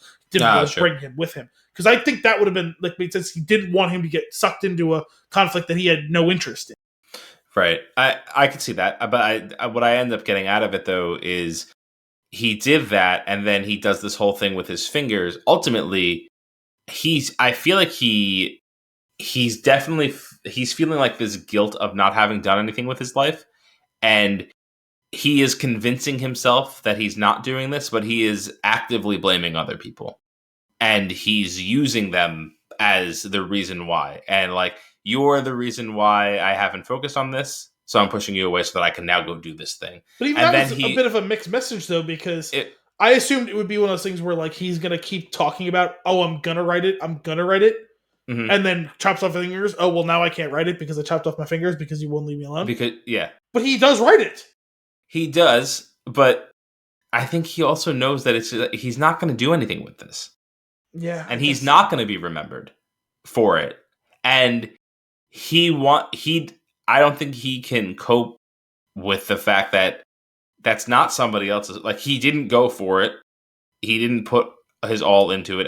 Like, there's a million reasons why he's not going to be the next greatest musician. It's not just like this thing that happens. And, like, there's definitely a lot of mental illness going on with a lot of different characters that like undiagnosed, unexplored, not like completely, not even remotely understood.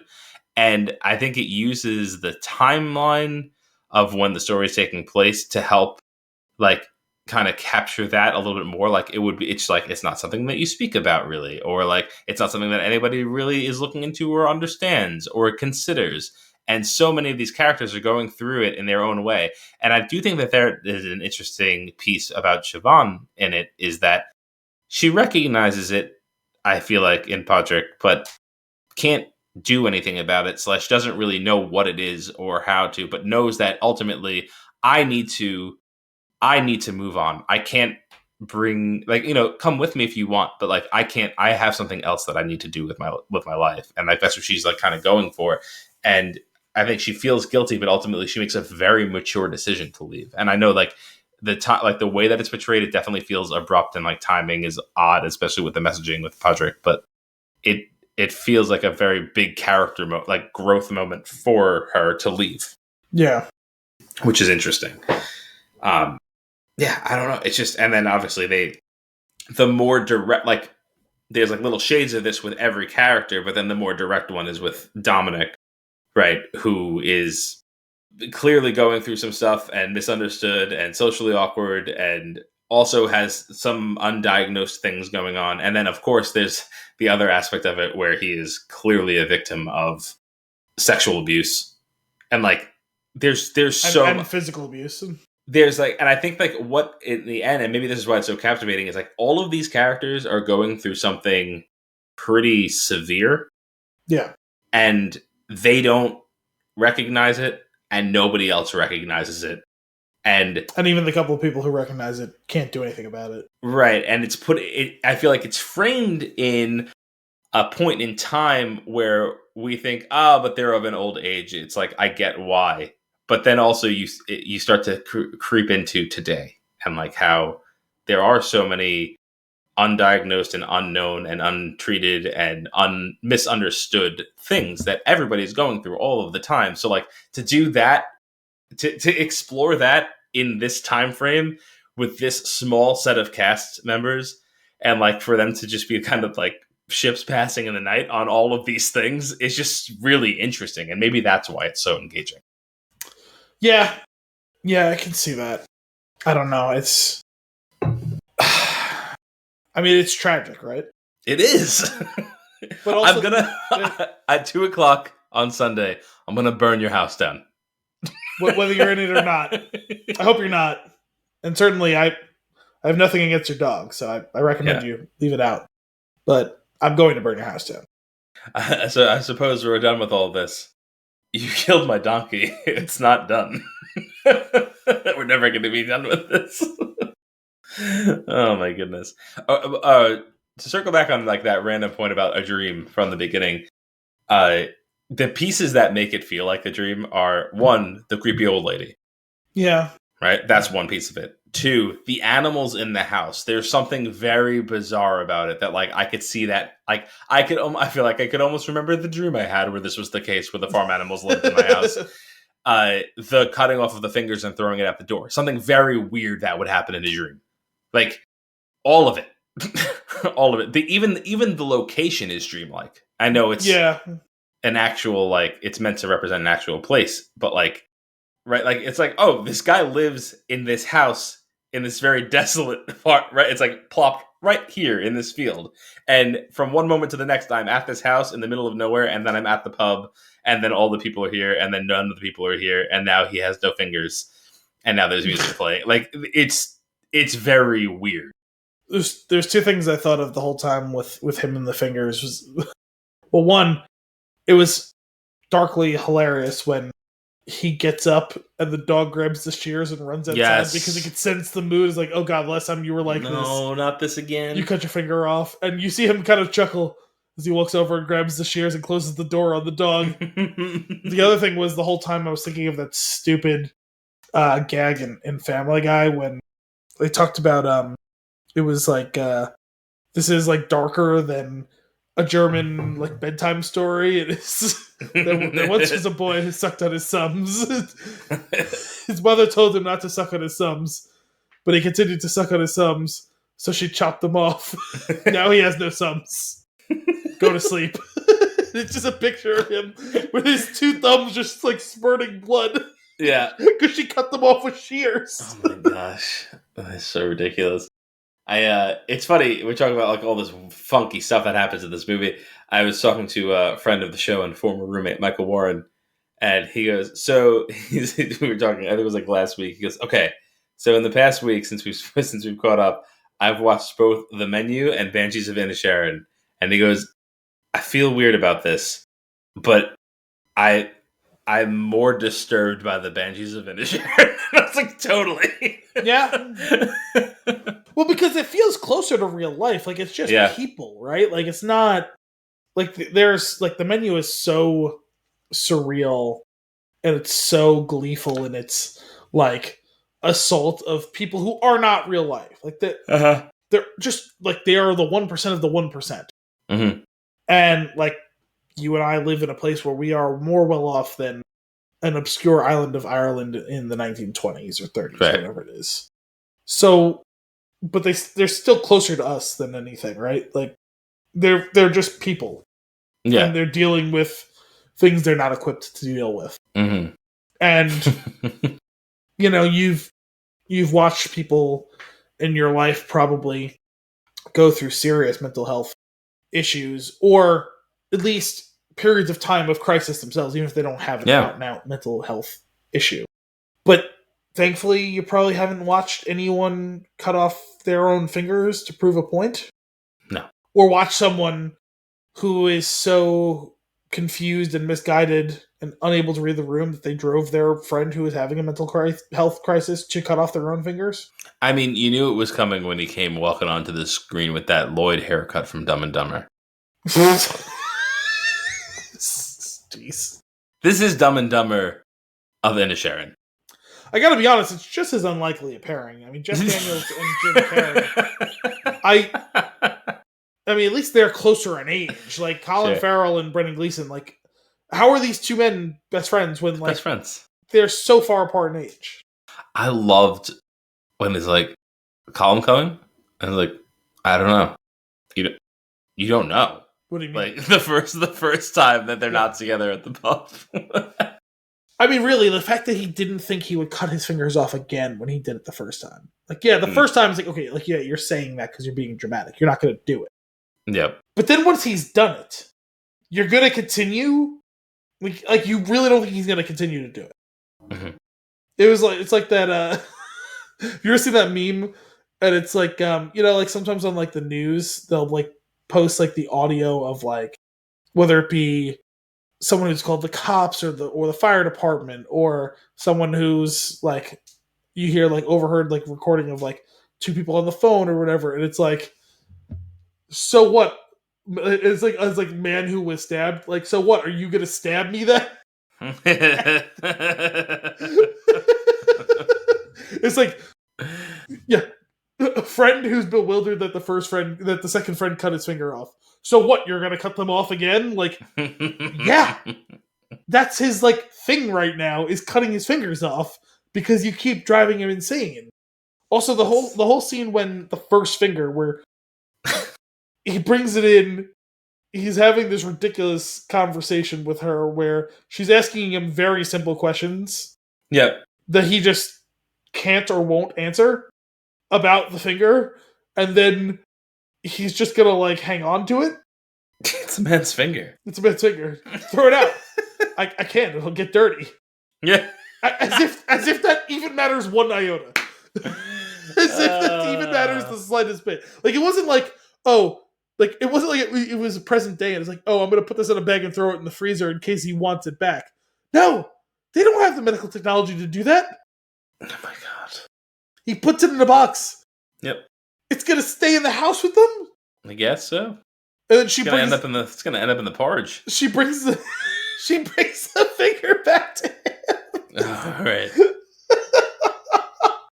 I did love like the sister character Siobhan. Like it was a great character. Like also like she loves her brother so much, and you said she's like fiercely protective of him. But also she hates him because he drives him insane. Yeah, but it's like, I feel like that's such a real dynamic, right? Oh man, that's the thing. It does so many interesting things really well, or like real or uncanny, like how accurate they can be. And then, but in this very odd, just such a strange story. I do like that they like right off the bat. It's like he said, wait, what did he say? He doesn't like you anymore or something? Like, yeah, that's pretty much that's what he said. Sure, he didn't mean that, right? Well, yeah, I mean, everyone else is just as confused as he is, but they're also kind of like, okay, well, I guess that's that then. Yeah. And he just can't let it go. Like, even to the point that he manipulates the priest to like talk to him. The two conversations between Calm and the priest were both great. The question about despair. Specifically that second conversation where he's like, so anything you want to tell me? No. Nothing at all. No. You don't think there's anything, and he's like, what is it, a crime to not be friends with someone? What about self-mutilation? Is that a sin? Yeah. Well, you got me there. It's almost slapstick. Oh, man. That's so funny. He goes also, I don't know, assaulting a police officer? Yeah. He's like, he deserved it. What was it? The line was, if you can't punch a police officer, then we might as well all pack it in. Yeah. Which, to be fair, on its own is a bit of a problem. But when it's a police officer who actively uses his power to like get what he wants and subjugate everyone else, and also is raping his own son, like, yeah, punch him. Yeah, punch him good. You could have punched him more than you did. This is so ridiculous. Oh man, there was Sorry, I was saying the other line was from the first meeting. He goes, "What's this about you and Padre?" He goes, "What are you talking about?" He goes, "It's an island. Calm. People talk. Also, he told me to talk to you about it." That's so stupid. When the sister left on the boat, there was I forget who is she looking at Podrick on the top of the cliff. She's looking at him, and then And also Dominic was just down the way. it was him, right? And that's Yeah. I guess that's the last we see of him, right? Before we see him wash up in the Yeah, water. and it's a good. It's probably like a solid mystery. You know, is her leaving? Is that what? Does he kill himself, or does the father kill him? I think he did kill himself because I think so too, but it's left open enough. Yeah, it's definitely ambiguous. There's doubt there. I feel like narratively, like you could easily follow the steps of like he was clearly abused. He's clearly in this really bad spot. He clearly loves Shaban, but he's not in a place to actually. Right. Well, no, even talks to her, and she tells him. No, I know, but like realistically, he's not in a place where he can be in an adult relationship. No, but then she's leaving for good, and that's the last straw. There's nothing left for him to hope for. It's true, and so dark. The way they shoot it with the old lady stopping the father leads it to where it could be that she's informing him. Yeah, but also it could be more because there's a semi-mystical aspect to her where she keeps showing up in places and times and ways that would seem like she has some foreknowledge of what's going to happen. But on the other hand, it could be more of a signal that she stops there for him in that way when he least expects it. And you can either read it as dread because he is able to guess what she's there to stop him, or it could be guilt because he's killed him off screen. He didn't expect anyone to find him, and she's there to hold him to task if no one else will. Yeah. And considering the context, deaths in Inisherin. Well, there's going to be one, possibly two. I'll pray it's neither you nor Siobhan. He's like, well, what the fuck is? Yeah. And it turns out there were two. And neither of them. No. Rest in peace, Jim. Also, one of them was a donkey. Yes. Do you have anything else left on this movie? The one scene when Dominic stays with them kind of cracked me up. They're sitting there for dinner or breakfast, I forget, but that scene was funny. There were a couple of like times where I like did like a loud like ha or snort laugh, like where it's like things are so tense and then someone says something stupid that makes me laugh. But the whole thing, am I dumb? No, you're not dumb. Oh, that's right. I was, I'm probably smarter than you, right? Like stupid ass. And how many times he gets put in his own place. But really, I circle back to a couple of really strong scenes in this, and that scene at the bar where he totally lays into both of them correctly was great. So that was awesome. Oh man, what an interesting movie!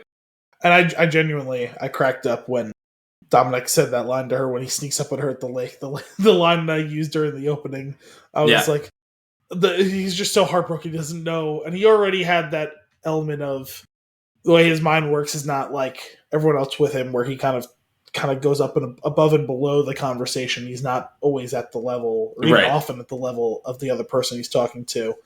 But that was a moment there where it was like, oh, I've really tried to match you on your level and communicate something that was super important to me and hopefully to you. And the one time I kind of got it right, it just was never going to be. Yeah. And for that shook him clear of that again. What a weirdly devastating, dark comedy drama. Like I would think dramedy, probably. Yeah. There was an element of this that I felt was kind of spiritually related to the menu, where it was like a super dark comedy. But I think this one leaned into the drama aspect more. Or just traditional comedy, like Yeah, literary I mean, comedy. there was aspects of that, but I wouldn't say there was enough for it to be Yeah, really a that's fair. true comedy. Fair. Cool. Well, that's all for this week's episode of Flix and 6. We hope you enjoyed it. As always, if you have a movie for us to review or nuggets for us to discuss, you can send those requests to flixandthesix@thespinjune.com. Tune in next time for more movie and beer goodness. Until then, I'm Anthony Costanzo. I'm Al Bielsi. Thanks for coming out.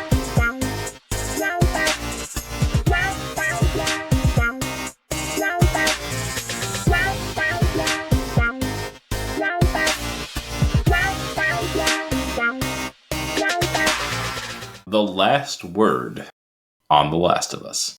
Is it on The Last of Us or with The Last of Us? On The Last of Us. Cool. So episode 5, what did you think? I'm going to let you take this. This was something that I was so curious to see what it was going to be like when we got here. Big moment in the game. So to see how they do it on screen was really exciting. And for me, they absolutely knocked it out of the park. So what did you think? I think that the 2 best episodes of this show have told a wonderful story of love between 2 characters that tragically die at the end of the episode. Yeah. It's dark. It got to the point where, like, once things were really taking off between their partnership, I was like, oh, okay, so is Sam gonna die? And then Henry will maybe stick around with them for a while or go his own way. Mm-hmm. Well, they're probably not just gonna kill a kid. Is Henry gonna die?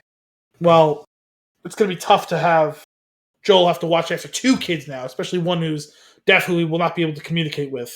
Yeah. It's not like he can just go off and do his own thing unless some other character is going to be willing to take him in. Yeah. Are they both going to die? Maybe, but I don't know. Probably not. That might be too dark. Maybe they all get out and the 2 of them just go their separate ways, even though it seems like we're setting up for a partnership to last for at least a while. Yeah. No, they're just going to both die. Yeah. Tragically. Yeah, tragically, for sure. I mean, I guess I should have believed Kathleen when she says, children die. It happens every day. It's like, wow. God, she sucked. She sucked so much. She did, and it's hard, right? Because they clearly were being abused. And so you can empathize with them to a point of throwing off their oppressors and trying to just live and breathe. But they overcorrected and become the evil that they fought. Right. And so you ultimately have to hate them despite not wanting to. Yeah. I did like we are at an impasse because I know that I shouldn't do this, but I also know I cannot live with myself until you are dead. Yeah. That was a really dark, but a very honest character. And I thought that was kind of cool.